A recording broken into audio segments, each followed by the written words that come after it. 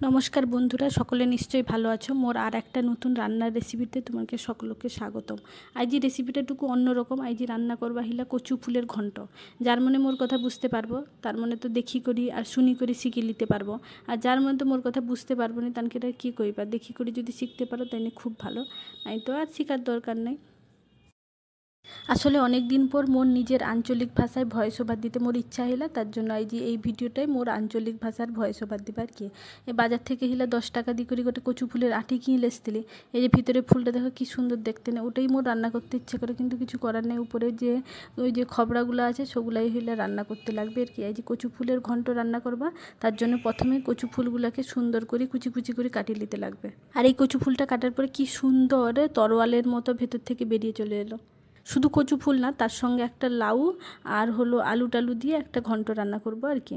মানে নিরামিষ যেহেতু, তার জন্য হইলে কি আর দিবা, পেঁয়াজ রসুন তো পড়বে না, এমনি আদা বাটা দিয়ে টমেটো দিয়ে হইলে কচু ফুলের ঘন্টটা রান্না করবা। আর এই সব লম্বা যে সবজি লাউ বা বেগুন টেগুন হইলে প্রথমে সাইড থেকে একটু চিড়ি নিতে হয়, কারণ মাঝখান থেকে যদি এইভাবে কাটি একটু বলি দেওয়ার মতো ব্যাপার হয়ে না। এর জন্য হইলে একটা মন্দিরে যাই করে আমি এরকম কলা কাটছিলি, মাঝখান থেকে সে পুরোহিত কইছিল যে এইভাবে কাটবো নি, সাইড থেকে একটু চিড়ি নিব।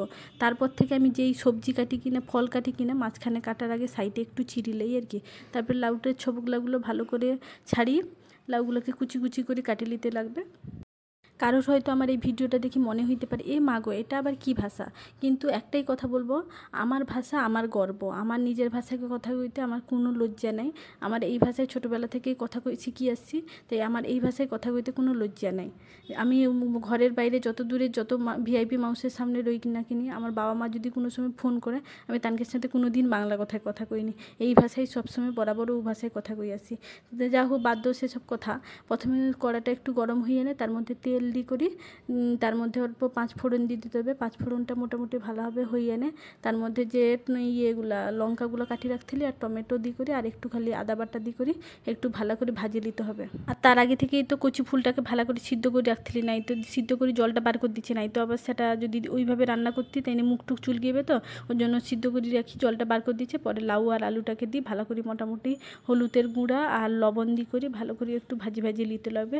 লাউ আর আলুটা মোটামুটি একটু সিদ্ধ হয়ে এনে তার মধ্যে হইলা কচুর যে ফুলগুলা যে সিদ্ধ করে রাখতেলি সবগুলাকে দি করি, একটু ঢাকা চাপিয়ে আর একটু জল টল দি করি ভালো করে ঘাঁটি নিতে লাগবে। কিছুক্ষণ এইভাবে ঢাকা চাপি রান্না করার পর যখন কচু ফুলটা একটু মোটামুটিভাবে রান্না হয়ে আসবে, সিদ্ধ হয়ে আসবে, তারপরে একটু খালি লঙ্কার গুঁড়ি আর হইলা জিরার গুঁড়ো আর গরম মশলার গুঁড়া দিয়ে করি। তারপরে আস্তে আস্তে একটু 2-3 মিনিট মতো রান্না করি, তারপরে কচু ফুলটা আস্তে করে নামিয়ে নিতে লাগবে আর কি। দিলে এমনকি রেডি হয়ে যাবে আজকাল আর কচু ফুলের ঘন্ট। তাছাড়া কচু ফুল দিয়ে করি আরও বড়া বনি করে খাইলেও অনেক ভাল লাগে, কিন্তু তার মধ্যে পেঁয়াজ কুচি দিন আরও বেশি ভাল লাগে। তো এবার তো পেঁয়াজ খাবানি, ওর জন্য ঘন্ট করে দেখি কীরকম স্বাদ লাগে, কীরকম খাইতে লাগে। আগে তো কোনো দিন খাইনি, প্রথম কচু ফুল খাবার কি খাই করি তোমাদের সঙ্গে অনেস্ট রিভিউ শেয়ার করবা। এই যে আমার কচু ফুলের ঘন্ট রেডি হয়েছে, কালারটা দেখো সুন্দর হয়েছে, খাইতে কীরকম হবে তো যাইনি। একটা হিলা ওই যে লাউয়ের চাকাগুলোকে মশলা দিয়ে করে গোল গোল করে ভাজতেলি, আর হইলা বাকি আছে কচু ফুলের ঘন্ট। এবার কচু ফুলের ঘন্টটা কীরকম স্বাদ লাগে দেখবা। লেবু চিপলে রাখছি, কারণ যদি চুলকায় মুখ চুলকায় তাই তো সর্বনাশ হবে।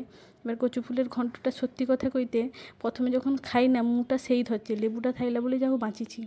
অত লেবু দিগুটি খাইছি, তারপরে কি মুখ চুলকায় খাওয়ার শেষে। পরে তো লেবু যে খসাটা থাইলে সেটাকেও চিবি চিবি খাইতুনু, তারপরে মুখ চুল কাঁটাটুকু কমছে।